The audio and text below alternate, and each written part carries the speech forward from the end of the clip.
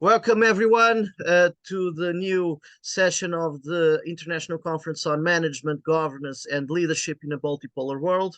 Today we have Jorge Jesus, Jorge, who will be speaking in Portuguese, e agora é consigo, Jorge. Portanto, eu Olá, peço professor. para falar um bocadinho acerca de si, da sua experiência, etc., e depois vamos conversando. Sim, senhora professor. Olha, antes de mais, queria lhe agradecer o convite, o qual me deixou extremamente lisonjeado, Eu é que porque agradeço a tive, sua tive, tive a aceito. felicidade de o conhecer enquanto professor na universidade e muito aprendi consigo, não só profissional, mas pessoalmente, enquanto pessoa também. E muitos dos seus ensinamentos tento também trazer à minha vida pessoal e profissional, daquilo que a gente foi compartilhando. Numa altura complicada, apanhamos o Covid e com algumas aulas já Verdade. com esse spot onde o professor está hoje, eu recordo desse spot precisamente das nossas aulas de matemática, onde tanta Exatamente. coisa a gente aprendeu. E pronto, e não queria deixar a nota Obrigado. de como me sinto lisonjeado por estar aqui consigo hoje e fazer parte deste projeto que já o acompanho há algum tempo, segundo sei, e que espero também aqui trazer alguma coisa com o meu conhecimento, não tanto académico, porque sou um recém-licenciado em gestão aeronáutica, mas se calhar da minha experiência profissional e de tudo aquilo que eu tenho experienciado neste campo, quer também não só da liderança, a parte de governação, a parte de gestão, a parte desta multipolaridade que o professor hoje fala, da multiculturalidade também, e falando aqui um bocadinho, como o professor pediu para falar um bocadinho de mim, comecei há pouco por dizer que tive o privilégio de conhecer o professor no ambiente académico, porque terminei a minha licenciatura em Gestão Aeronáutica não há muito tempo. Tenho também uma formação teórica, técnica no âmbito da aviação. Tenho a teoria de piloto de linha aérea, o que me fez obter uma licença de oficial de operações de voo, que, como sabe, tem tudo a ver com o trabalho a montante antes de um voo, toda a parte do planeamento, rotas, cálculos de combustível, análise de performance, meteorologia, onde criamos um package de informação para a tripulação, onde ela depois se vai limitar a operar aquela informação que lhe foi transmitida e que qualquer fine-tuning que seja necessário fazer terá que ser não só feito pela tripulação, mas solicitado pela tripulação ao próprio oficial de operações de voo, que ele é que terá que perceber se essa alteração é viável, se não é, porque obviamente tem a ver com regulamentos, tem a ver com obrigações e não é no seio de um cockpit em que se vai agora dizer, epá, olha, vou fazer aqui um shortcut pela direita ou um shortcut pela esquerda para ser mais rápido e para ganharmos aqui o tempo que atrasamos na saída. Não, isso não acontece assim. Obviamente é uma área extremamente regrada, extremamente complexa e uma área multidisciplinar em que faz com que todos trabalhem para o mesmo objetivo, que é a segurança de voo. Antes desta experiência em que fiz a formação, quase durante 2 anos, os exames todos que tive a fazer na Autoridade Nacional de Aviação Civil, que deu origem então a esta profissão, a minha carreira em grande parte foi a nível de IMT, como examinador de condução, onde eu faria exames de condução, que todas aquelas pessoas que se querem habilitar a conduzir na estrada, desde motociclos até pesados com reboque, autocarros e afins. Para além disso, era também responsável pela formação dos instrutores, examinadores e futuros diretores de escola, passavam todos por mim em termos de formação teórica no âmbito do direito rodoviário, segurança rodoviária, técnica automóvel e afins. E pronto, tem sido aqui que eu tenho adquirido maioritariamente a minha experiência em termos de gestão, muitas vezes não só gestão de tempo, de espaço, de situações, mas também gestão de conflitos também, que muitas vezes num âmbito de avaliação acontecem, não é? Porque obviamente todos nós somos avaliados vários momentos na nossa vida, mas nem todos nós reagimos ao insucesso dessa avaliação e o professor como professor sabe que isto é um facto, e ainda por cima quando falamos de um documento que às vezes muda a vida das pessoas em termos Sim. profissionais, em termos de mobilidade e por aí fora, e nem toda a gente reage bem em relação a isso, mas aqui o tema que mais nos traz e a questão da multipolaridade, como o professor aborda no tema da sua conferência, onde eu acho que hoje está exponenciado e com esta questão da guerra na Ucrânia e esta fratura que está a acontecer internacionalmente de os países tentarem perceber em que mesa de xadrez é que estão a jogar e que Uhum. peças é que têm que movimentar. E o que Exato. está a acontecer, na minha opinião, é cada vez mais aqui uma multipolarização. Quando tínhamos de há uns anos a esta parte, daquilo que vou estudando e vou lendo e vou tentando perceber das nossas sociedades mundiais, onde tínhamos aqui o Ocidente com uma posição dominante em termos mundiais. Acho que isso já tem o seu fim à vista e cada vez mais começamos a ver que há aqui uma bipolarização entre Ocidente e Oriente, aqui com ênfase para a questão da Rússia com a China e a tentativa de cada um deles juntar tropas, entre aspas, quando eu digo tropas, aliados e países que comunguem desses mesmos princípios, dessa mesma ética, e o que se tem acontecido com outras guerras que aconteceram anteriormente, e esta agora da guerra na Ucrânia, eu acho que é um bocadinho aqui o clarear águas e começarmos a perceber quais vão ser os polos de futuro em termos de domínio, e com todos estes avanços tecnológicos que têm havido, eu acho que aqui é um perfilar também um pouco de tropas, aqui mais uma vez entre aspas, no sentido de perceber quem vai para onde, quem está onde, quem segue com quem, e tem sido e tem-se notado um bocadinho isso, há alguns e em muitos dos países ao lado ainda dos Estados Unidos, com aquela posição dominante que sempre tiveram pelo lado económico, pelo lado militar e pelo lado também tecnológico, porque se calhar são dos países mais inovadores e no domínio da tecnologia, e recordo-me de algumas conversas que tivemos em ambiente de aulas dos computadores quânticos da IBM, mais uma empresa americana, não é? Ou seja, e aqui eu penso que esse domínio intelectual, económico, tecnológico, financeiro, militar, está-se um pouco a perder, e acho que esta conferência faz todo o sentido quando o professor fala nesta multipolarização. Vem muito a lume nesta fase em que estamos a experienciar mundialmente o facto desta guerra. Eu penso que vem um bocadinho clarear isto e vem perfilar um pouco esta divisão que vai acontecer, não sei se em dois grandes segmentos, se em três segmentos, não saberemos ainda e o futuro nos dirá, ou pelo menos eu não tenho ainda muito essa sensação, mas a ideia que tenho é essencialmente essa, é que está a haver uma multipolarização e muito provavelmente o tema da conferência foi este, também não foi inocente, muito provavelmente, não é? Tem um Não. pouco a ver daquilo que eu conheço do professor, que é uma pessoa que vê um bocadinho as coisas para além daquilo que está à frente dos olhos do comum mortal. Eu acho que este tema da liderança e da governança aqui É, numa é, altura de foi. multipolaridade internacional, acho que vem um bocadinho também naquilo que o professor acha que poderão ser as evoluções tecnológicas, o acelerador tecnológico, as mudanças em termos como é que eu hei de explicar aqui, em termos de quem vai ficar à frente do quê e quem vai ser o líder e quem vão ser os seguidores, não é? Penso que é um bocado por aí e esta fase vai ser de certeza um momento muito épico para nós que vamos viver nesta fase, não é? Nem todas É as gerações complicado. têm a possibilidade de viver numa fase destas, para o bom e para o mau que tem, como é óbvio, não estamos a falar só de coisas boas, claro que a maior parte destas coisas são más, sempre que há tentativa de multipolarizar e de alguém puxar pelos interesses para um lado ou para o outro, obviamente há sempre muitas percas, sejam elas humanas, sejam elas financeiras, sejam elas sociais, e obviamente isso faz sempre parte de todas as mudanças das sociedades.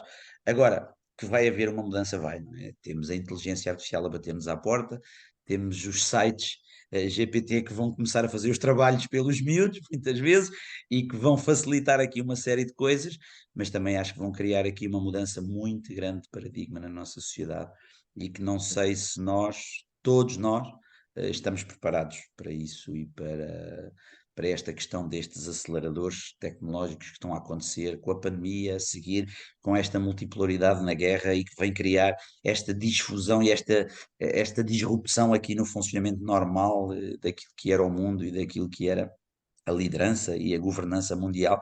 E eu penso que isto vem um bocadinho, não sei se será assim ou não, mas eu acho que nada disto, pandemia, a seguir isto, não sei se isto não faz parte de todo um processo eh, para atingir determinados fins e para forçar a determinadas mudanças, não sei se assim será, se não, mas às vezes há pessoas que a gente vai ouvindo aqui e ali, obviamente isso são tudo opiniões e que valem o que valem, Está a nenhum de falar do nós governo da saberá. Terra, não é? E nunca sabemos muito bem, mas faz tudo sentido para alterações e, obviamente, o forçarmos determinadas coisas e o exponenciar da inteligência artificial que surge pós-pandemia. Todas estas tecnologias que hoje estamos até aqui a experienciar nesta conferência do Teams, do Zoom e toda esta possibilidade de remotamente a gente se encontrar, confraternizar, evoluir, estudar, tudo isso eram situações que se calhar se não houvesse uma pandemia não tinham sido tão necessárias na sociedade, não tínhamos nós tomado como nossas de uma forma tão rápida, É, porque eu acho que isto funciona um pouco como acelerador, se de forma natural ou não, quem somos nós para discutir isso, obviamente, mas eu acho que funcionou muito como um acelerador tecnológico, muito mesmo, muito mesmo. Porque é como eu digo, há coisas que se vão perder, há coisas que se vão ganhar, e um pouco um professor que falava ali um bocadinho, misturando aqui a multipolaridade com a multiculturalidade. Eu, hoje, onde trabalho, deixei o mundo da aviação, como já o professor sabia, estou numa área diferente, estou numa área como responsável pela formação, estou também no recrutamento e sentimos isso cada vez mais. Já no seio da aviação, obviamente, com pessoas diferentes, mas sentia-se uma multiculturalidade muito grande, onde pessoas de várias latitudes, em termos mundiais, com quem eu tive o privilégio de privar, não só quando íamos no cockpit, mas também de trabalhar eu no escritório a preparar a documentação para as pessoas que voavam, e havia uma multiculturalidade brutal. A iFly, onde eu trabalhei, é uma empresa que não tem um padrão normal com aquilo que é uma empresa de aviação, como nós conhecemos, uma TAP, uma SATA, uma Air France, uma Iberia, em que estamos a falar aí de companhias de voos regulares, ou seja, companhias que têm um schedule diário e que têm que sim, o manter em operação. A iFly é mais uma empresa de retaguarda, ou seja, uma empresa que funciona num modelo de negócio em que utilizamos um acrónimo de ACME para Aircraft Crew Maintenance and Insurance, ou seja, no fundo é o backup das companhias de bandeira, das companhias regulares, ou seja, pois, um pico de trabalho, aviões em manutenção, aviões que estavam encomendados com datas previstas de entrega, data X e chegam em data Y, sendo que Y é posterior a X, e precisam às vezes de manter o seu schedule e para isso contratam este tipo de companhias. Então, o que é que permite aqui que aconteça? No nosso caso, tínhamos comandantes desde a Nova Zelândia, a Austrália, até ao Brasil, passando pelo Médio Oriente, quase pelas Caraíbas, porque tive a sorte de conhecer lá um copiloto que era de Saint Martin, e então notava-se que em função, é claro que aquilo de onde nós somos, onde nós nascemos e a sociedade onde somos criados, vai dizer como nós iremos ser no futuro também, não é? Ou sim, seja, vai criar muito aquele modelo daquilo que nós vamos defender, daquilo que nós vamos gostar, da forma e dos princípios, como a gente vai estar perante a sociedade. E eu notava que gente de diferentes latitudes pensa de maneira diferente em muitas coisas. hum, Obviamente, não quando falamos de aviação, porque a aviação não tem latitude, não tem longitude, é igual para todo lado, para todo o mundo, mas quando tínhamos aqueles momentos em que conversávamos fora daquilo que é o espectro da aviação, em que aí seja eu americano, neozelandês, australiano, da Jamaica, de onde for, é pois, tudo by the book, tudo muito regulado, tudo de acordo com regulamentos e não há como inventar, independentemente de onde sejamos. Agora, aqueles momentos nos hotéis, onde a gente conversa, onde a gente fala da vida, onde a gente fala de onde somos, para onde caminhamos, o que pretendemos, notava-se que havia diferenças brutais, brutais, brutais. Não que eu considere que nós é que somos o padrão e eles é que são os desviantes, até porque eu acho que isso não existe. Comportamento padrão ou desviante advém da sociedade onde nós estamos e não daquilo que eu acho como sendo padrão e alguém achará como desviante. Eu acho que tem um bocado a ver de onde vimos e onde estamos para podermos dizer se é padrão ou desviante à luz daquela sociedade, à luz daquele momento, mas essa multiculturalidade que eu experienciei e que me permitiu ver se calhar as coisas de outra forma, sim, consegui perceber que às vezes aquilo que nós temos como uma dificuldade na nossa vida aqui no mundo ocidental, em muitas latitudes, é quase uma benção, pois, porque hoje nós sentimos falta de tudo. Se o computador avaria, o meu computador avariou e não sei o quê. Eu recordo de uma passagem na iFly em que nós tínhamos um programa da Airbus onde só funcionava com o sistema iOS e em que tínhamos um comandante que tinha vindo da Emirates que tinha um iPad da Samsung, ou seja, Android. E em que a empresa estava-nos a facultar uma série de passwords para nós, nos nossos próprios equipamentos, podemos ter acesso sistemas de performance para nos hotéis e onde tivéssemos, conseguirmos ir fazendo pré-cálculos e por aí fora. E o homem, coitado, tinha um iPad, não tinha um iPad, tinha um Samsung com Android, e havia alguém que ele não dava, ou seja, estava quase obsoleto para o programa da iFly e da Airbus, e ele disse, alguém lhe disse, um alemão para ele, epá, sell that on eBay, ou seja, isso não serve, vende isso que não serve. Ou seja, aquilo que eu acho é que essa multiculturalidade permite que às vezes, e é muito interessante em termos profissionais, porque acho que nos permite ver outras realidades, ver outras formas de estar, e às vezes, como dizia há pouco, aquilo que nós às vezes podemos achar aqui como sendo uma dificuldade e que parece-nos cair o mundo em cima, às vezes, se olharmos para outras realidades, para outras latitudes, vamos perceber que se calhar somos uns abençoados com a forma como ainda conseguimos estar, embora nem sempre da melhor maneira em termos de gestão, se calhar de país, da forma como nós gostaríamos que seja, mas ainda assim, olhando a outras realidades, eu acho que nós ainda somos aqui alguns privilegiados aqui num cantinho à beira-mar plantado, onde acho que nos tem permitido eh, crescer aqui bastante e ver coisas que se calhar se nós trabalharmos só com pessoas do nosso país, pessoas da nossa cultura, com pessoas da nossa sociedade, não nos permite se calhar ver outras realidades, não nos permite crescer em termos Hum, pessoais e em termos profissionais. pois. Portanto, o Jorge acabou por ter a visão do globo. Exatamente, quase consegui ver que a Terra realmente era redonda. Exatamente. A 41 mil pés, consegue-se perceber claramente que há um declive para um lado e para o outro e que realmente a Terra de plana não tem nada, é uma sensação só. Foi em causa a Flat Earth Society. Pois, mas isso nas sociedades pode acontecer, mas na Não, Terra não. E acho é, que quem eu sei. experienciar, e já tenho falado com alguns colegas meus que ainda por cima na aviação privada, e quando eu digo aviação privada, digo executiva, eles voam mais alto ainda. Os busy jets conseguem voar mais alto do que os aviões muito grandes, não é? Até por uma questão de performance e por aí fora. E a 46 mil pés, onde eles às vezes têm como teto operacional, acho que eles ainda conseguem ter um terraço mais alto para conseguir ver que realmente de um lado cai e do outro lado cai também, não há nada de flat, e é bem ali achatada nos polos, ok, um bocadinho, mas é redonda, eu acho que dá para ter essa percepção.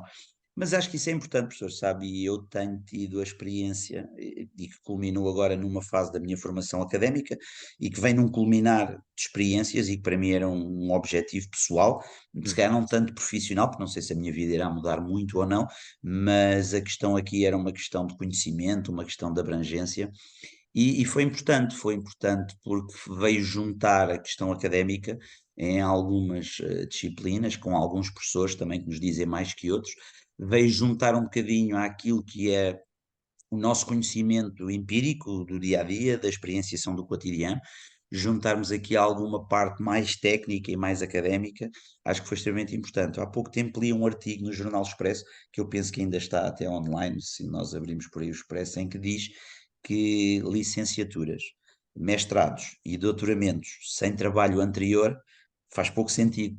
Ou hum. seja, havia uma professora que defendia que devia haver aqui um entrar no mercado de trabalho, experienciar o que é a vida empresarial, de um lado e do outro, e ao longo do tempo a pessoa ir evoluindo. Nem sempre é assim, obviamente, há pessoas que se dedicam a uma vida académica e, como tal, não têm uma vida profissional no âmbito das empresas em si, mas nesse artigo do Expresso que eu li, ela defendia um pouco isso, ou seja, a questão pedagógica, a questão do conhecimento técnico, mas sempre com um lado real daquilo que são as empresas, daquilo que é o cotidiano de uma empresa, aquilo que é o gerir uma empresa, aquilo que é gerir pessoas, aquilo que é liderar, porque eu acho que liderar é o termo que eu mais gosto de utilizar e no meu trabalho que lido com 800, 900 pessoas diretamente comigo, cuja função neste momento passa também por controle de custos e em que muitos deles vêm de comportamentos e atitudes, a gente só os consegue fazer motivando. E aí não é tanto gerir, é mais liderar. E aí eu acho que o líder faz todo o sentido, aquele que consegue motivar as pessoas, aquele que consegue ter discípulos naquilo que são os seus ensinamentos e aquele que ao mesmo tempo os consegue motivar. Hum. E eu tenho sentido isso nesta área agora onde estou, nessa empresa, onde temos tido mudanças abismais em termos comportamentais que se traduzem em algumas dezenas largas de milhares de euros, em que estamos a falar de mudanças simples de paradigma de atitudes na parte daquilo que são os motoristas, que é o peso da maior representatividade da nossa empresa, sendo que somos uma das empresas maiores de transportes no país. E as mudanças que têm acontecido por atitudes e comportamentos e pela forma como eu tenho lidado com eles, não de uma questão hierárquica em pirâmide, tipo eu estou aqui, vocês estão em baixo, fazem porque eu quero que vocês façam, fazem porque é assim que a empresa quer, não, explicando por A mais B, de uma forma às vezes não micro, mas sim macro, percebendo que eles têm que ver não só o comportamento deles, mas o comportamento deles num universo de 2.000 viaturas que se deslocam todos os dias e que uma poupança de 1 se multiplicar por 2.000 já dá 2.000. E se Pois. multiplicar por 5 dias numa semana vai dar não sei quantos mil. E se multiplicarmos por 52 semanas vai dar com muitos mais zeros do lado direito. E às vezes as pessoas, independentemente daquilo que é a escolaridade, a motivação, a experiência anterior, as pessoas se perceberem o motivo da mudança, se perceberem as vantagens da mudança, é muito mais fácil mudarmos do que por imposição. E aqui, quando o professor tem o leadership como sendo um dos chavões desta conferência, eu acho que o leadership é aquela pessoa que tem que, seja em termos sociais, seja em termos políticos, seja em termos empresariais, é aquela pessoa que consegue levar todos atrás dele, sem muitas vezes dar nada em troca, mas aquilo que dá em troca é uma palavra, é os dois ouvidos para ouvir quando há necessidades, o Uhum. explicar por A mais B as vantagens das alterações de comportamento e explicar-lhes as vantagens que isso tem às vezes em termos empresariais e que pode fazer a diferença entre nós conseguimos receber um salário no fim do mês ou não. Não é? Sim. Porque não há empresa nenhuma. Se o objeto de uma empresa é, obviamente, faturar, pagar as despesas, pagar os funcionários e ainda premiar aquilo que é o risco que correm os empresários, obviamente temos que perceber que qualquer funcionário tem que ter uma parte de rentabilidade muito grande, não é? Eu hoje, quando me falam em salários em Portugal e que temos que descongelar os salários e que temos que aumentar as pessoas, eu às vezes custa-me a perguntar a quem está ali e que se eu pudesse intervir era, então e se calhar juntarmos salário barra produtividade, não é? Ou seja, só queremos aumentar salários, e tudo certo, toda a gente quer ganhar mais, mas o que é que a pessoa produz para ganhar aquele salário? Eu recordo-me há uns anos, via uma entrevista ainda no canal 1 com a Judite Souza e com o falecido presidente do grupo do Continente, Uhum. como é que ele se chamava? Sim, Luís Belmiro de Azevedo, exatamente. em que ele era acusado pela jornalista dos pagamentos e dos salários baixos no grupo Sonai. E em que ele disse uma expressão que ficou-me na retina até hoje e que eu defendo isso em termos empresariais, que ele dizia não, desculpa, a senhora está errada. É que eu tenho funcionários que me custam 100.000 euros, 50.000 euros por mês na empresa e me custam nada, ou seja, saem baratíssimos. Tenho outros que me custam 500 euros na empresa e que me saem caríssimos. Porquê? Porque o salário tem que ser sempre interligado àquilo que é a produtividade do funcionário. Hum. Obviamente, quando assim for, todos nós vamos poder ganhar mais, mas para isso temos que produzir mais, temos que ser mais rentáveis. E esta parte, eu noto isso agora com a questão da multiculturalidade. Temos aberto, se calhar por falta de mão de obra em Portugal, Hum. aberto um pouco a nossa necessidade de contratação ao exterior, na área onde estou hoje, e muito ali ao Extremo Oriente. eh, e tem aparecido pessoas em que aquilo que para nós ao fim de 8 horas é um fim de um ciclo, para eles, eles querem é trabalhar, trabalhar, trabalhar, trabalhar, trabalhar. Aquilo que é, lá está o que falámos há bocadinho, a tal multiculturalidade e a mesma coisa vista de forma tão diferente por pessoas com os mesmos par de olhos, mas com uma educação, com uma sociedade completamente diferente em que eles não se importam de fazer 8, 10, 12 horas, desde que sejam remunerados por isso e que se sintam que são pagos. E aqui o que se nota mais uma vez, é que nós em Portugal para já também, na minha opinião, temos muitos fracos gestores e líderes, mesmo nas empresas, das poucas que temos grandes, há algumas muito bem geridas, na minha opinião, outras ainda paradas um bocadinho nos anos 80, 70, 80, na precariedade, nos salários baixos, no chicote ainda quase, e em que fazes assim porque eu quero, ponto, e não há hipótese de ser de outra forma. E muitos poucos empresários ainda abriram um bocadinho a mente para perceber que o paradigma das pessoas mudaram. A liderança hoje penso que tem que ser assim para conseguirmos os objetivos, já não é mandar, é pedir, explicar o porquê, e acho que é muito importante, e um chavão que nós utilizávamos na aviação, nós sem sabermos onde estamos, não sabemos para onde vamos caminhar. E eu acho que há muita gente que ainda não sabe onde está, e como tal vai ter muita dificuldade em sair para onde, porque não sabe para onde é que há de ir. Porque há muitos maus gestores, há muito boas empresas, mas muito mal geridas. Daquilo que é a minha experiência enquanto profissional, não conheço todas, obviamente, conheço algumas, mas sinto um pouco isso, que a liderança está mais na chefia, como chefe, e não como líder, não como uma pessoa que leva outros a fazer aquilo que ele pretende, não pela forma de punição com este ou com aquele fator, mas sim a pessoa segui-lo porque entende que aquilo é o razoável, entende que aquilo é o correto, entende que aquilo é o caminho, e a pessoa é o primeiro a dar a cara, é o primeiro a estar na situação. E infelizmente nem todas as empresas hoje ainda têm estes pergaminhos, e as que têm são aquelas que se nota que têm tido mais sucesso nos últimos anos, é envolver as pessoas todas, e como dizia também alguém muito conhecido aqui da nossa sociedade empresarial mundial, trata bem os teus funcionários que eles tratarão bem os teus clientes. Ou seja, não te preocupes tanto tu enquanto empresário com os teus clientes, preocupa-te é com os teus funcionários, que se os tratares bem, eles tratarão bem dos teus clientes com certeza e vais prosperar, não é? E é um bocado isso. Pois. O Jorge tem experiência de certo modo, está a ter fortemente a experiência da globalização na área da logística, no fundo. Sim, também Quer por si. que, portanto, agora portanto, já teve no transporte aéreo, agora no transporte terrestre, Uhum. mas quando falou de pessoas que estão a vir do Oriente, portanto, principalmente Índia, Paquistão. Índia, Paquistão, Bangladesh, daquelas latitudes, muita gente.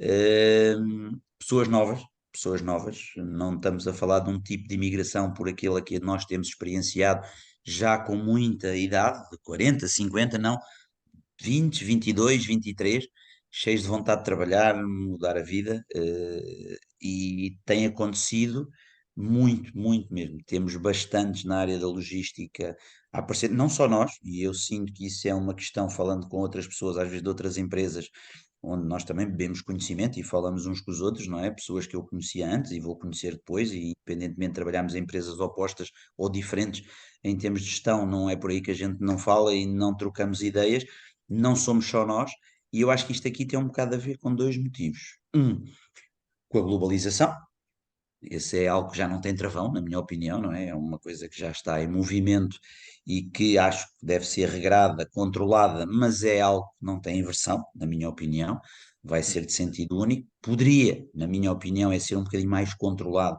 e quando eu digo isto, até para o bem dos próprios imigrantes, porque não sendo controlado também fica um bocadinho ao dispor das redes ilegais de imigração, como ainda há bem pouco tempo ouvimos todos nós nas notícias que foi desmantelada mais uma, e mais outra, e mais outra. Porquê? Porque obviamente entrando aqui um pouco de forma ilegal, se assim podemos dizer, ficam depois na mão de quem lhes promete os documentos, na mão de quem lhes promete o trabalho, na mão de quem lhes promete uma casa, na mão de quem lhes promete comer, e eles acabam por ser os escravos do século XXI.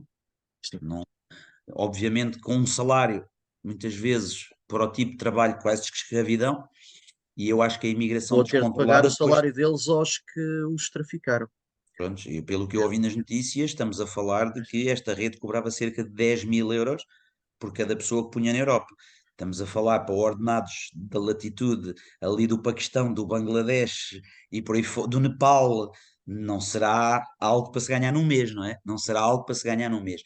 E eu acho que a imigração sendo mais controlada, com números cláusulos, ou seja, o país tem uma necessidade de 5, 10 mil, ok, vão entrar, vão com um contrato de trabalho de forma autónoma, com privilégios, com regalias sociais de acordo com aquilo que é o país e não de uma forma, às vezes, nós no nosso caso, os que temos, entram todos com contrato de trabalho, não pode ser de outra forma, porque pode acontecer um acidente de trabalho, pode acontecer o que for, entram sempre com contrato de trabalho, com as regalias sociais intrínsecas e exigidas pelo Estado, tudo direitinho. Mas quando falamos, se calhar, no setor agrícola, quando falamos aqui mais no setor primário, se calhar Sim, estamos a falar aqui de regalias zero, e acho que aqui a imigração e esta parte da globalização faz parte, porque obviamente vem colmatar uma falha de mão de obra que os países muitas vezes têm, porque obviamente as sociedades evoluíram e há trabalhos que já nem toda a gente quer fazer e há necessidade de serem feitos e a imigração assim o faz com que aconteça e com que essa necessidade seja colmatada. Aconteceu com os portugueses quando na década de 60 emigraram para a França, para a Alemanha, também iam fazer os trabalhos que se calhar o alemão e o francês na altura não queria e muitos deles também a salto, de uma forma quase ilegal, a dormir em contentores. Eu acho que a globalização, como lhe dizia há viram pouco, vivo.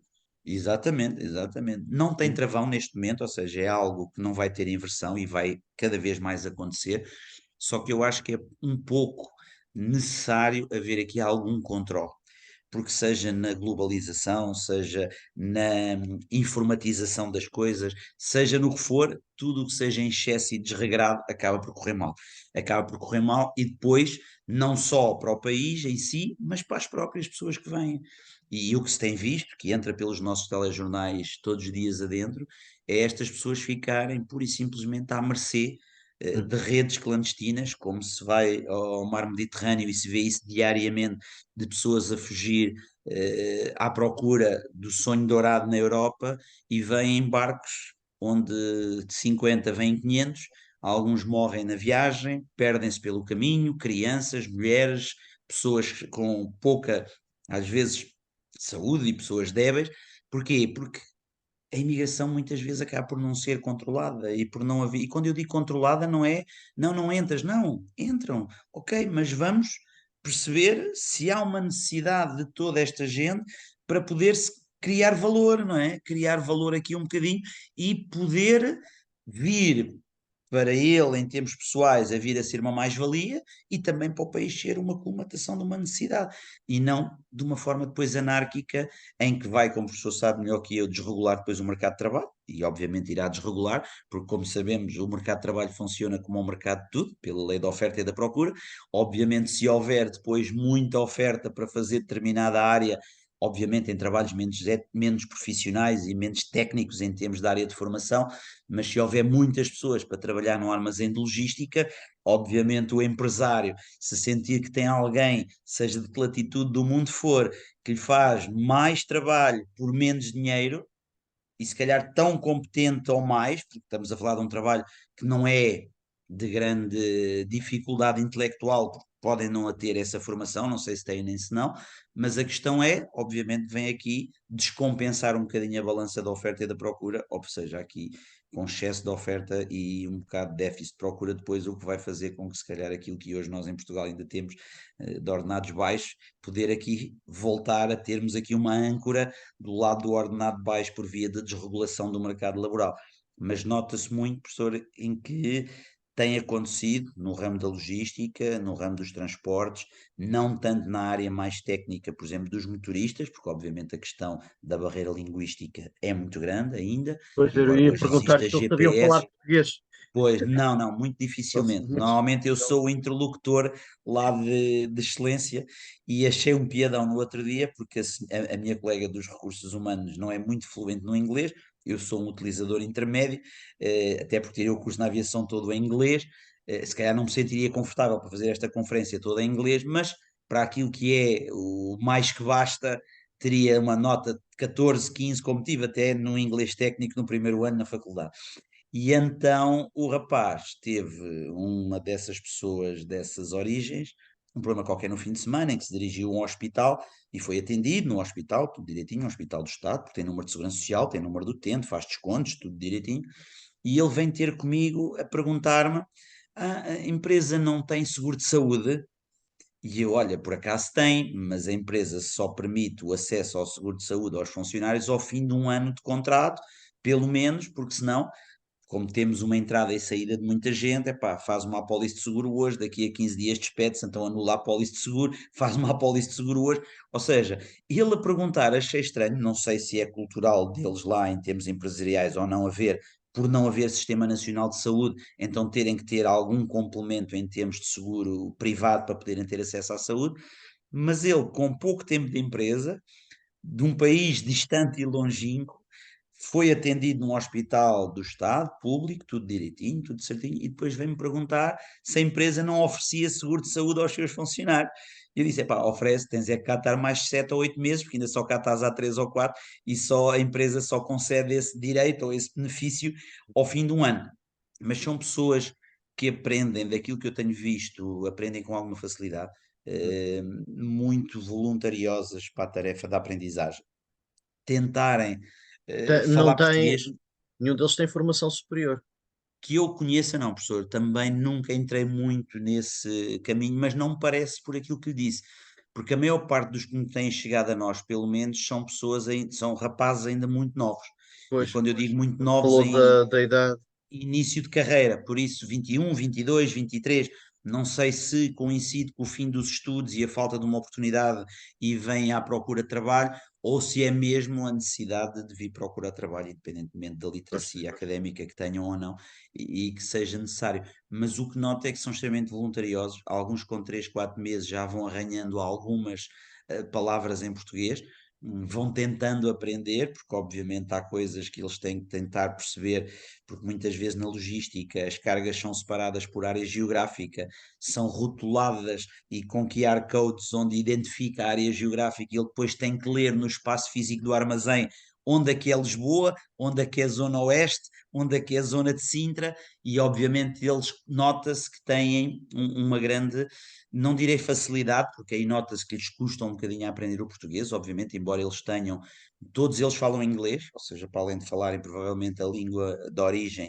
eles todos falam inglês de forma fluente, deve fazer parte, penso eu, até curricular em termos de escola, porque a fluência que eles têm de inglês é muito superior à nossa média de inglês aqui, de um aluno médio de escola, Hum, mesmo que faça o pois. secundário ou até mesmo o ensino universitário, porque é uma fluência em inglês quase de um nativo, que se Hum, nota pelo discurso, o que obviamente no Nepal não se fala inglês, não é? Ou seja, há de ser sempre uma atividade que ele tem ou fazendo parte do currículo escolar ou como extracurricular que ele faça por autonomia e por interesse próprio, mas o que noto é que são pessoas que têm muita vontade de aprender, muita vontade de aprender. Daí dizer-lhe há pouco, e acho, e volto-me a repetir, mas acho que é um chavão, a globalização já não para, e acho que isto é uma coisa que todos nós, em cada uma das áreas onde trabalhamos, mais tarde ou mais cedo, vamos experienciar professores, colegas, o que seja de outras latitudes. Por acaso não tive a sorte, enquanto aluno universitário, de apanhar nenhum professor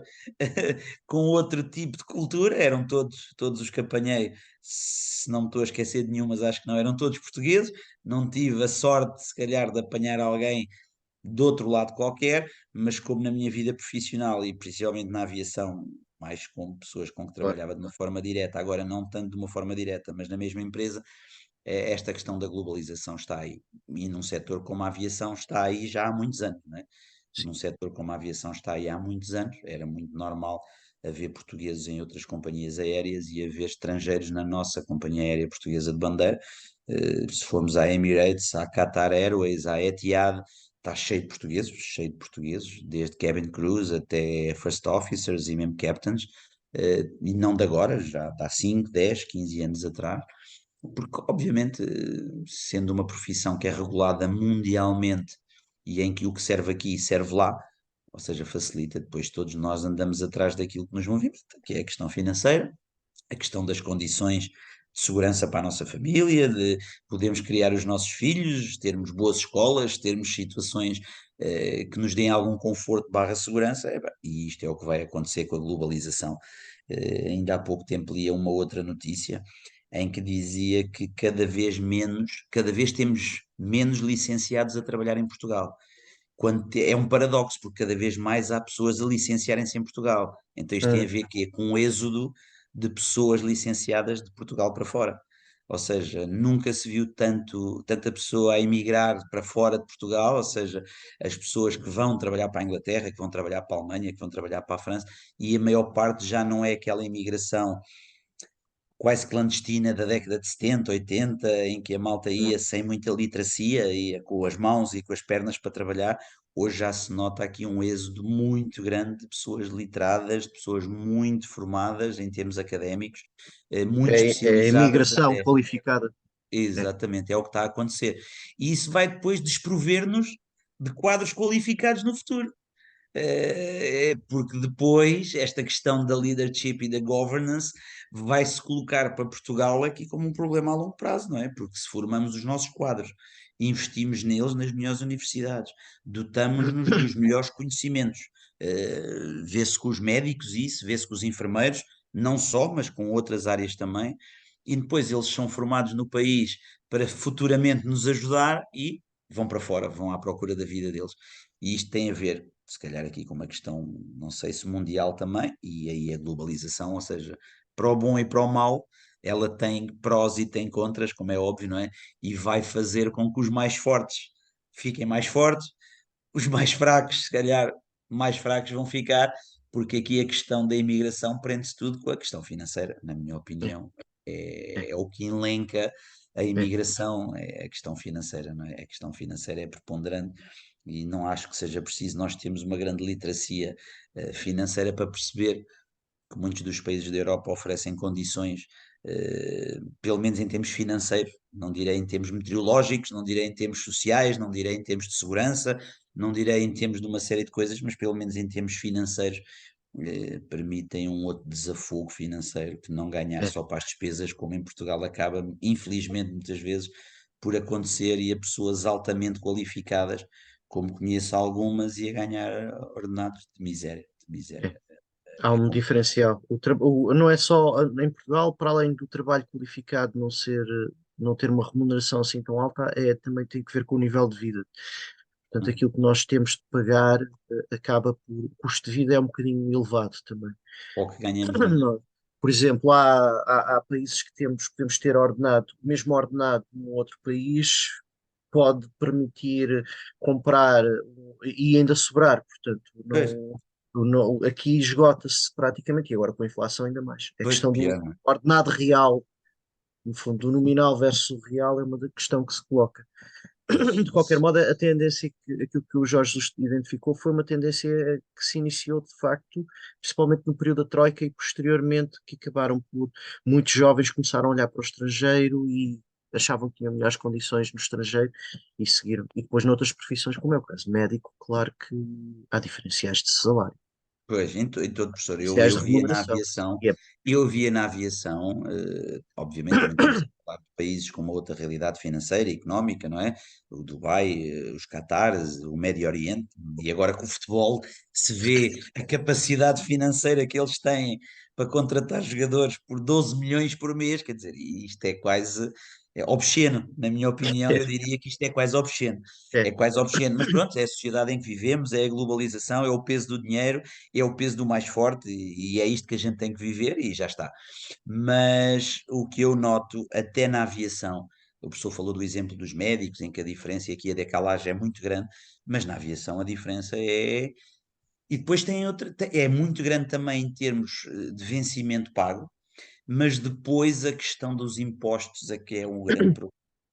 Ou seja, lá, enquanto maioritariamente os salários são quase duty free, ou seja, em termos daquilo que são os impostos sobre o trabalho, é zero, apenas pagam uma determinada percentagem sobre o salário para um seguro de capitalização, que será no fundo um seguro de reforma, uma poupança-reforma para o futuro, em que em vez de ser como nós temos aqui, aquele sistema do pay and go, em que vamos pagando para outros e alguém há de um dia pagar para nós, ali não, por aquilo que eu ouvi, aquilo é mesmo um sistema de capitalização financeira, ou seja, vamos colocando hoje 100, amanhã 200, depois 300, e aquilo vai capitalizando e daqui a 10, 15, 20 anos funciona como um plano aqui qualquer que se faça de poupança-reforma.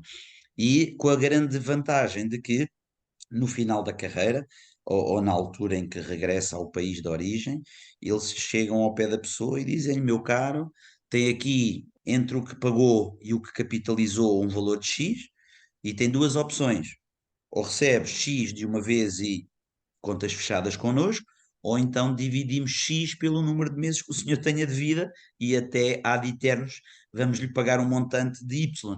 E depois a pessoa opta por, de uma forma ou de outra, fazer com que tenha aqui este apoio na reforma. E aqui o que eu acho que em Portugal, e que estamos aqui a passar, e lá está aqui mais uma vez, vamos bater na mesma tecla, na falta de liderança, na falta de uma boa gestão, é aquilo que nós pagamos, não só o que ganhamos, mas depois o que pagamos de impostos. É. Ou Leva seja, praticamente metade do ordenado. é professor, exatamente, é isso que eu ia dizer. Faz-me um bocado de confusão quando um funcionário, que vamos imaginar que custe 3.500 € ao patrão, entre o que paga e aquilo que o patrão paga da parte dele, em sete segurança social e por aí fora, este valor para o funcionário fica 1.600, 1.700 € por mês, É, é é, 50%. Quer é dizer, e quase quando 50%. depois as condições que temos, é porque, ok, a gente paga 50%, mas temos uma saúde como na Finlândia, como na Suécia, se calhar, como na Noruega, não sei quê, Não. as escolas com condições, os professores sem fazer greve, e isto. Não, é que o problema é a antítese, é que a gente paga muito e o que temos em troca é tão pouco. Porque ainda hoje, qualquer um de nós que quiser ter alguma qualidade na saúde, tem que fazer paralelamente ao que já faz, ainda um seguro de saúde.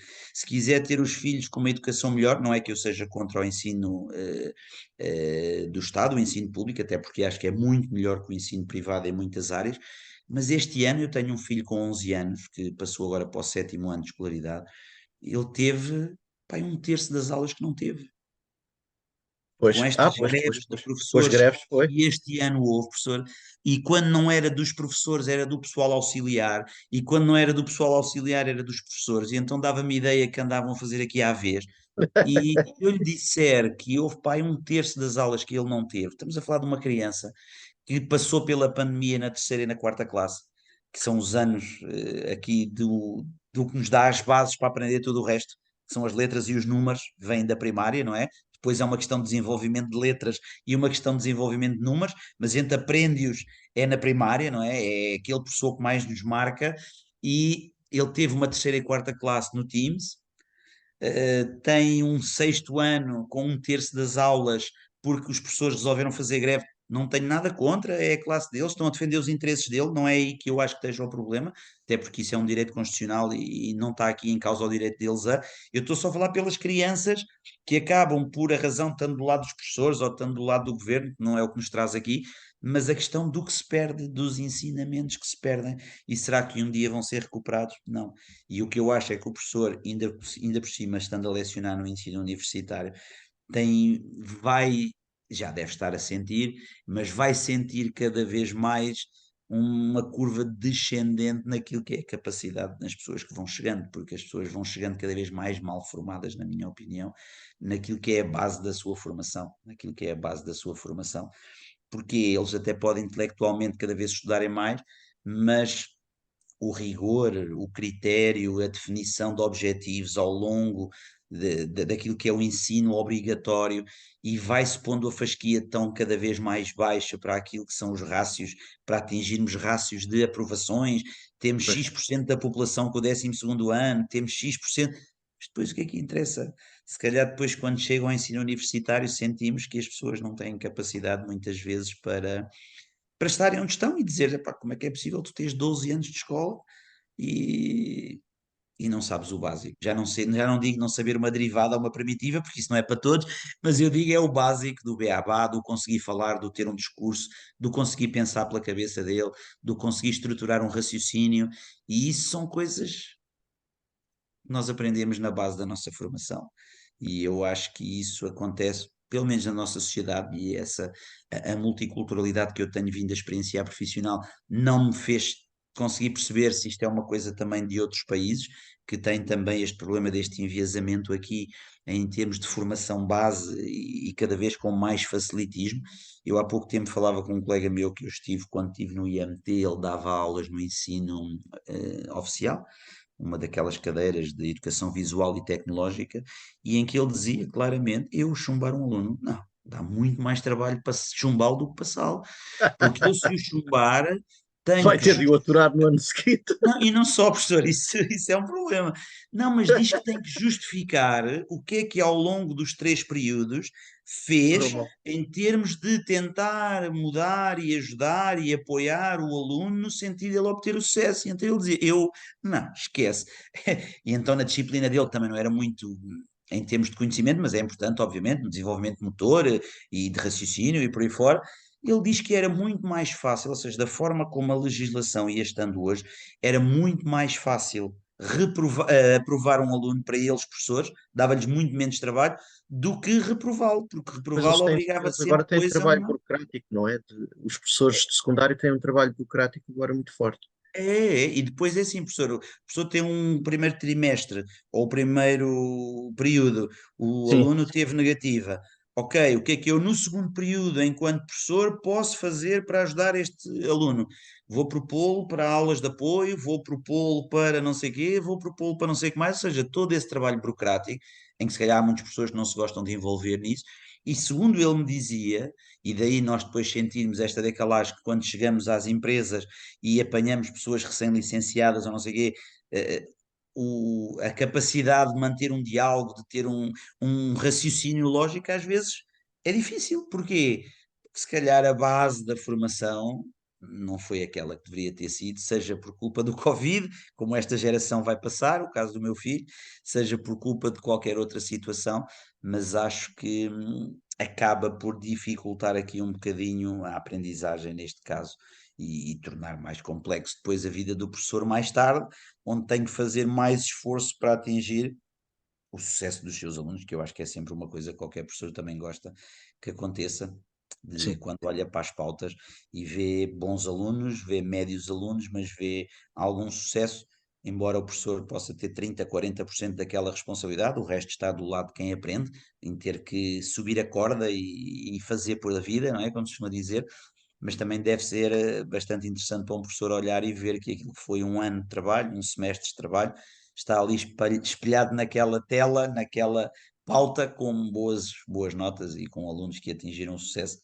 E eu É. acho que isso devia orgulhar o professor, e não estando aqui a passar graxa, até porque já não estamos nessa fase, Não, o professor devia se orgulhar do trabalho que fez, porque eu acho que o professor tem sido um motivador e um obrigado, verdadeiro líder naquilo que foi as aulas que obrigado. deu e a forma como transmite o seu conhecimento, porque eu privei com muita gente em termos pessoais e profissionais com conhecimentos brutais, mas depois na hora dele passar para alguém era muito complexo, não tinham a Pois. capacidade de o fazer passar. E o professor tem a capacidade de transformar o difícil em fácil.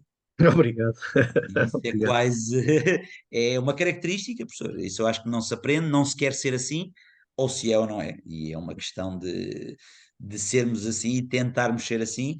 Não acredito que seja um esforço para si, porque sinto que o faz naturalmente e sinto que o faz com um prazer brutal naquilo que é o que tenta ensinar e passar. E eu fui um privilegiado porque tive a sorte de, em 2 semestres seguidos, ter o privilégio de privar consigo. E hoje estar aqui ao fim destes anos de termos nos cruzado, estar aqui já não como seu aluno, mas como seu amigo, que espero que assim seja, que a gente possa ser daqui em diante também e já de trás, porque foi um privilégio também falar sobre estes assuntos E consigo, a vossa turma estar foi aqui consigo. fantástica.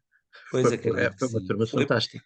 Foi porque foi uma turma que juntou ali à altura do Covid e que houve muita gente que veio do seio profissional para o Era. seio universitário também à Vê-se essa procura diferença também. de uma saída profissional, de mais uma formação, porque não se sabia o que aí vinha, não se sabia, e a ideia era tentarmos sair o melhor preparados possível daquele furacão que se abateu sobre as nossas vidas, mas os outros foram, já passaram, e agora daqui para a frente vamos ver. Pois, Este ano quero fazer um ano sabático, mas para o ano queria fazer aí uma pós-graduação em recursos humanos ou qualquer coisa, pois. que é uma área que eu gosto muito da questão da liderança, da questão da motivação, da questão da seleção de talentos, da questão não da escolha pela escolha, mas a escolha com critério, a escolha da diferenciação, a questão de ter duas pessoas diferentes que têm que ganhar necessariamente diferente, e porque há ainda muito, e eu tenho visto isso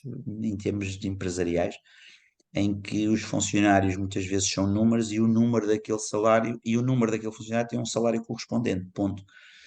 E o que eu acho e defendo, e isto outros países já o fazem há muito tempo e permitiu-me ver isto com conversas de alguns colegas na aviação principalmente, em que as pessoas muitas vezes têm que ter o seu salário associado à sua produtividade e à sua rentabilidade. Obviamente não em todas as áreas, não podemos exigir isso a um médico, não podemos exigir isso a um docente, mas nas empresas, efetivamente, onde há uma produção por detrás, seja ela intelectual, seja ela física, tem que haver sempre uma compensação de quem faz mais, de quem faz melhor, de quem faz mais por menos, até para quê? Para a pessoa se sentir motivada e continuar a ser assim, e o outro que ao lado está e que assim não é, olhar para o colega do lado e dizer: epá, mas porquê que tu ganhas mais que eu? Epá, porque faço assim, assim, se calhar se tentares fazer, também chegas aqui. E não atingirmos os salários porque estou cá há 5 anos, tenho que ganhar isto, estou cá há 6, tenho que ganhar isto, como que sendo degraus que a gente sobe numa escada, não. Eu aí defendo muito a questão da competência, defendo a diferenciação pela competência, por aquilo que é a forma como a pessoa se entrega à pessoa, como a pessoa se dá, a forma como a pessoa está, e acho que isso tem que fazer a diferença hoje em dia para motivarmos, porque senão perdemos dois funcionários. O bom vai começar a relaxar, porque obviamente vai olhar para o lado e vai dizer não vale a pena, porque não sou compensado por isso, e o mau não vai ter tendência de mudar, porque olha para o lado e diz para que é que te esforças tanto? Eu sem fazer metade consigo ganhar o mesmo que tu, e é uma questão de gestão de recursos, não é? Mas é um bocado isso, e infelizmente, em algumas empresas ainda se cultiva esta política um pouco de funcionário X, função X, ordenado X, e todos o que tenham aquela função terão aquele ordenado como sendo X. Não se permite que chegue a Y ou a Z e que vai chegar por tempo, irá chegar por qualquer motivo que não a sua performance, a sua dedicação, o seu esforço. E quando eu digo dedicação, não é trabalhar muitas horas, não, é nas horas que tem que trabalhar, fazer o que tem que fazer e ponto, e mostrar que é um funcionário que realmente, naquilo que é o seu tempo de trabalho, 4, 6, 8 horas, o que seja, faz o que tem que fazer e tenta atingir aquilo é o que é possível. E há outros que se nota que é fazer os rácios mínimos para cumprir o que está definido e a partir daí não é preciso mais, está bom. Mas muitas vezes as empresas também são culpadas quando isso acontece, porque não há tal diferenciação. E daí eu pretender para o próximo ano letivo, não este que irá começar em setembro, mas sim o próximo, tentar fazer uma pós-graduação, um MBA ou algo assim do género em recursos humanos, no sentido de tentar absorver mais algum conhecimento, já agora numa área específica, não numa licenciatura, mas numa área específica de intervenção, que é uma área que a mim me diz bastante e que eu gosto imenso. O Jorge estava a trabalhar no meio iFly, aeronáutico e iFly. no meio aeronáutico, precisamente em plena crise. Ah, como é que foi a gestão da crise A gestão da pela crise, por empresa? acaso, até acabou por correr muito bem à empresa. Porquê?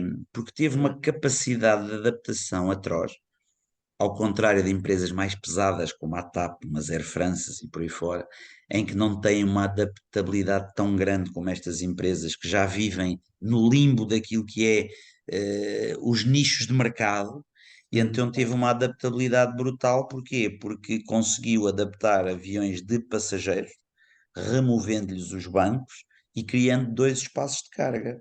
Aquele que já existia, os porões, definidos que assim como sendo o espaço de carga por eleição, mas permitindo que na zona onde antigamente andavam 200, 300 pessoas sorridentes a passear de um lado para o outro para trabalhar, a ir de férias, fossem removidos esses bancos, fossem criadas estações, de acordo hum, com padrões definidos pela Airbus, como limites de peso, não só por hum. questão estrutural, como por mass and balance do próprio aeronave, e adaptou-se imenso. E o que é que fez? Todos aqueles movimentos que aconteceram da China para a Europa e para o resto do mundo, no transporte das máscaras, no transporte do álcool, no transporte de todos aqueles fatos e material de proteção que parece que só eles é que tinham no mundo Está bloqueado. O inteiro, não é? Jorge Isto aqui com bloqueou muita aí a claridade imagem. é de um tema Foi a que aqui China. nos traz. Espera lá Bloqueou? que bloqueou. Foi a China, isto foi um ato de sabotagem. Foi censura, professor, de certeza. Foi censura, exatamente. Mas Já, estava a já dizer normalizou? Já Mas normalizou. pronto, Foi, dizia-lhe. foi exatamente quando disse que pareciam que eram eles os únicos que tinham isso no mundo. Exatamente, e depois e parecia que era professor, porque eu nunca vi tanto voo da China para o resto do mundo, embora eles sejam não sei quantos mil milhões e tantos são, que são o país mais populoso do mundo, mas quer dizer, fomos todos pegos de surpresa. Ninguém estava à espera disto, se calhar, porque todo o material que fazia aqui a cadeia de abastecimento, a tal supply chain que existe em todo o ramo de logística e no que seja, parece só eles a que abasteciam esta cadeia de abastecimento, professor. Isto é que teoria da conspiração, não é o que nos traz aqui, mas isto é um facto, ponto.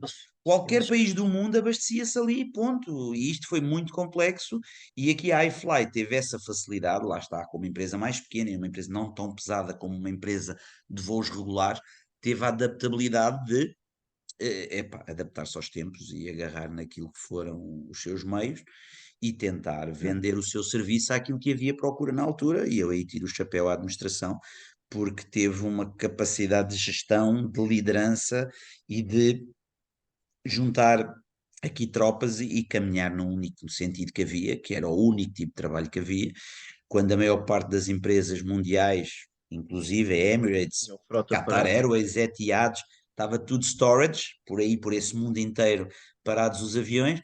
A iFly, mais meia dúzia de empresas que tiveram, pela sua dimensão, pelo seu hábito de gestão já mais hábil, capacidade de adaptar-se, conseguiu sobreviver, não crescendo, obviamente, mas na altura a ideia não era crescer, era manter aquilo que eram as responsabilidades financeiras em dia, manter os funcionários, obviamente que alguns na área da pilotagem tiveram que parar, voavam menos, como é óbvio, porque um fluxo de passageiros mundial com uma sociedade mundial a funcionar não se compara com os voos de carga, que embora fossem muitos, mas não era obviamente aquilo que era para a dimensão do número de pessoas operacionais que tinha a iFly, mas dentro daquilo que foi o frozen completo na área da aviação, a iFly conseguiu ter sempre ali 70, 80% da frota a voar, obviamente com menos voos, com um delay entre o próximo voo e o outro a seguir maior, não é? Com um espaçamento maior, mas em termos globais conseguiu ir andando,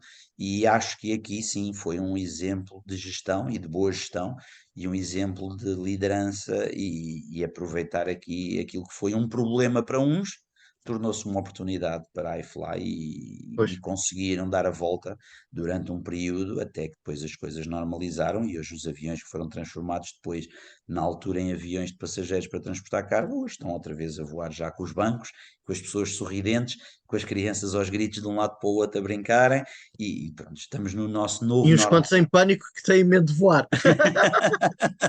Pois, às vezes os gritos pode ser da brincadeira, do importunar os pais, ou às vezes pode ser do pânico. Mas também há muitos grandinhos com medo de voar, por Pois, isso, é professor, também exatamente. há muito, e acho que com o tempo e com a idade a gente vai criando mais medo, porque eu acho que o medo advém também com a noção, não é? À medida que a gente vai ganhando noção, vamos ganhando mais medos, não é? Porque vamos Pois. começando a perceber que há coisas que realmente, que se calhar aos 5 anos não tínhamos medo, aos 40 É, depois temos, não é? É é. um bocado. O medo, às vezes, também é um bocado o desconhecimento, não é? E uma pessoa da área da aviação e que estuda e que percebe o porquê daquilo abanar aqui, ali e acolá, acaba por perceber aquilo como Sim. uma situação natural, é normal, só quando passa ali determinados limites é que se percebe que pode haver ali um problema. E aí, obviamente, eles são pessoas, os pilotos, são pessoas qualificadas e treinadas para lidar com essas situações. Agora, a questão é, para nós, eu aqui não me coloco-me de fora porque conheço um bocadinho o setor, mas para o comum dos mortais que não conhece o setor em qualquer das áreas multidisciplinares que a aviação tem, à primeira vez que aquilo abana um bocadinho a malta, "Ei", toda a gente acredita logo na Nossa É Senhora de turbulência. Fátima, começa logo Exatamente. tudo a rezar, ali tudo vira Exatamente. cristão, budista, muçulmano, porque aí as crenças vêm todas ao de cima. É como nos Simpsons. O Homer Simpson reza a todos. Assim ao menos alguém o há de ouvir, não é? Para algo lá dar na Alguém o situação há de extrema. ouvir. Na situação extrema. Mas Um, pronto.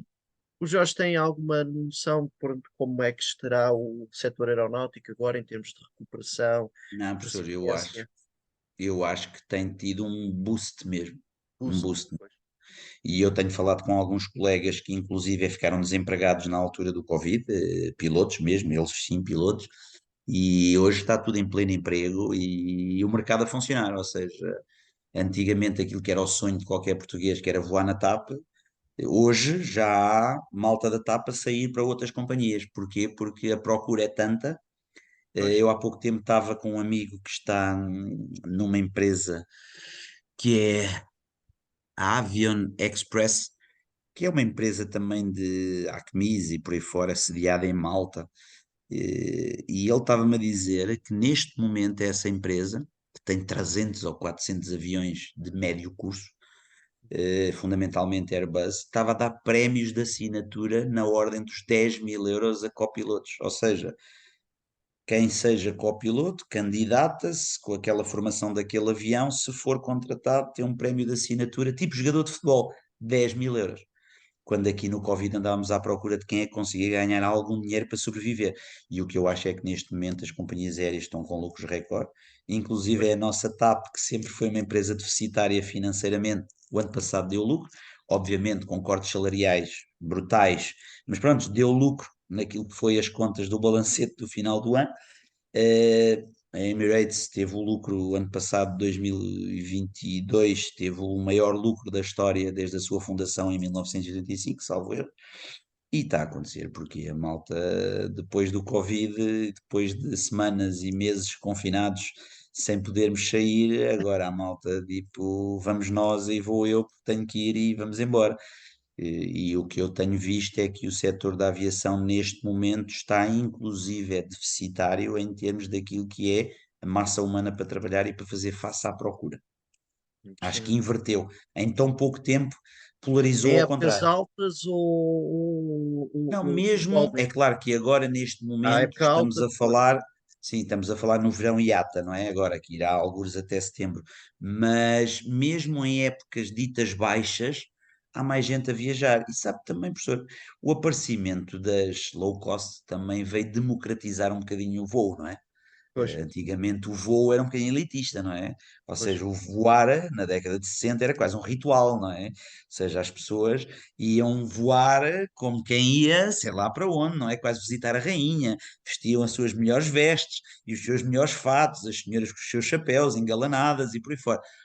Hoje o voar é uma mochila às costas e vamos embora, não é? E eu acho que as low cost tiveram aqui um papel fundamental também na globalização, porque obviamente baixando o preço permitiu que houvesse um maior fluxo de passageiros de lá para cá e de cá para lá, e quando eu digo isto mundialmente, mas vieram democratizar aquilo que eu digo, vieram democratizar um bocadinho aqui o voo e a possibilidade de nós todos hoje irmos, se calhar, a Madrid com mais facilidade do que íamos antigamente aqui a Santarém, se calhar quem é da zona de Lisboa, não é? E com uma rapidez brutal e que nos permite, depois lá está, a tal aprendizagem da multiculturalidade e de ver outras coisas, e acho que é o que a gente melhor leva desta vida, é as experiências que vai acumulando, e isso as é, viagens dão-nos imensas experiências. Aquilo que o Zoom e o Teams não nos dá e que nos deu durante o Covid, a malta agora quer é ver as paisagens que via nos backstage quando estava nas reuniões e aquelas praias paradisíacas e não sei o quê, hoje querem experienciar localmente. E é bom, em termos económicos, obviamente, vai permitindo aqui fluxos financeiros maiores e vai criando postos de trabalho e vai criando aqui uma dinâmica bastante interessante em termos daquilo que é o que é preciso, que é a movimentação económica para gerar riqueza e por aí claro, fora. Mas penso que seja um setor que neste momento está em franca expansão. Penso que não seja sazonalidade, obviamente há sempre a sazonalidade, não claro, é? E o claro. pico do verão, aqui na Europa principalmente, eh, mas penso que chegando mesmo a setembro, obviamente vai cair, mas não direi que cairá muito como em anos idos, porque acho que a malta Pois, estava aqui um bocadinho saudosa sim. durante estes 2 anos e tal de pandemia, estavam Ano aqui um passado bocado foi o caos nos aeroportos, que estava toda a gente a querer viajar de avião. dependente e era o caos e pronto, e vamos ver se as coisas agora se mantêm e se esta multipolarização ou uma tentativa de multipolarização com esta guerra e com este novo clarear de águas de quem vai para onde e assentar aqui aliados e tentar gerar aliados, que isto termine e que realmente permita E que que o todos Putin não nós use e que o armas mundo. nucleares, não Pois, gera aqui uma guerra nuclear. pois, exatamente, isso Não, aí então temos de ter será. o nosso plano B para o caso do apocalipse nuclear ou eventuais apocalipses zombies. Pois, isso não. É ver esses filmes tipo Walking Dead e esse tipo de coisas, Não, Mad não vale a Max, pena, etc. não vale a pena sequer ver, não é, professor? Não vale a pena Não, sequer Mad ver. Max, isso assim para ter o plano B. Não estou a Não vale a brincar. pena Não, sequer estou a ver. brincar, mas atenção, há o Claro, é movimento sempre uma dos possibilidade, não preppers, é? sabe que há o movimento dos preppers que é uma série de pessoas que se estão a preparar para o fim do mundo, ou seja, tem o plano B. Uhum. Alguns Está têm bunkers, completamente já outros têm. criado, não é? Exatamente. Há Pois, um epá, indivíduo que treina os filhos em defesa pessoal. pronto. De vez em quando ataca-os com uma arma para eles se defenderem. Não estou a falar a Não sério. sabemos quem é que tem Para razão nem apelidos. não.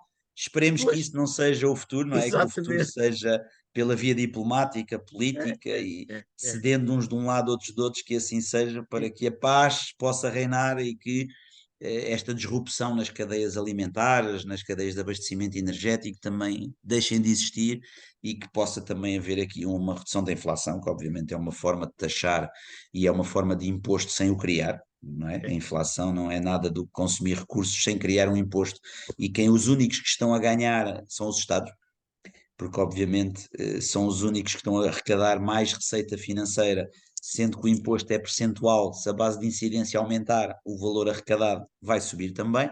Por isso, para a sociedade em geral, a população, está a ser uma fase complicada, mas para os países, e quando eu digo países, governos, e financeiramente para os governos, está a ser um oásis, não é? Está a ser um oásis porque, pelo que eu tenho ouvido, só o ano passado acho que Portugal arrecadou, em termos de folga orçamental por via da inflação, 5 mil milhões de euros a mais em receita. Só por via da inflação, não é? E isto é tudo muito bonito, E mas, as petrolíferas ganham muito. Aliás, é como o Putin está a conseguir claro, financiar a guerra. manter-se, não é? Manter-se e financiar a guerra, não é? É um bocado É, isso.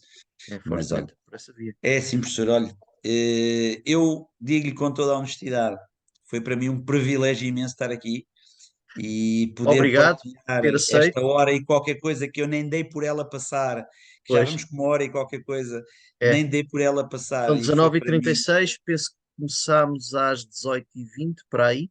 pois já vamos Portanto, aqui com uma hora e é tal, uma hora e bem tal. lançado. É E verdade. para mim, como lhe digo, foi um privilégio imenso estar aqui e poder estar neste fórum É. consigo a falarmos de assuntos tão importantes e tão diferentes.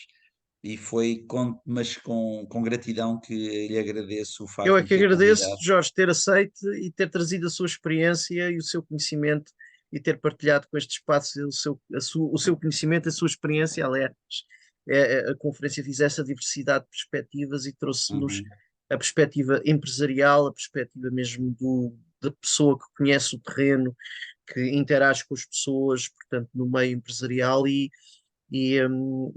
isso é uma perspectiva sempre útil, portanto, é sempre importante. Portanto, todas as perspectivas são importantes.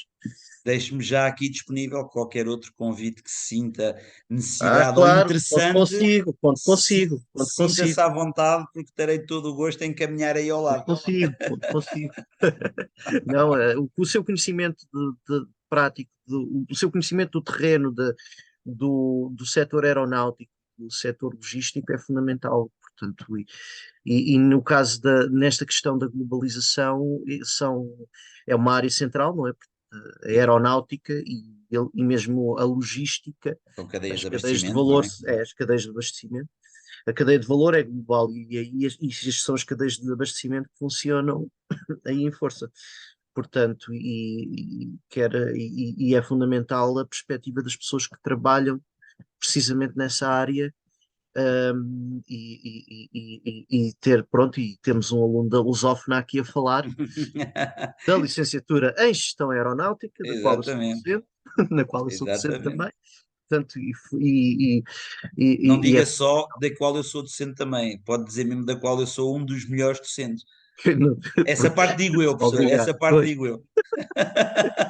Sabe que eu agora dou finanças também, estatística, em Ah, gestão já dá? aeronáutica. Dou. Este ano já dei finanças, Finanças e estatística. Sorte, olhe, só direi isto, sorte a dos alunos que vão privar consigo. Obrigado, Jorge, obrigado.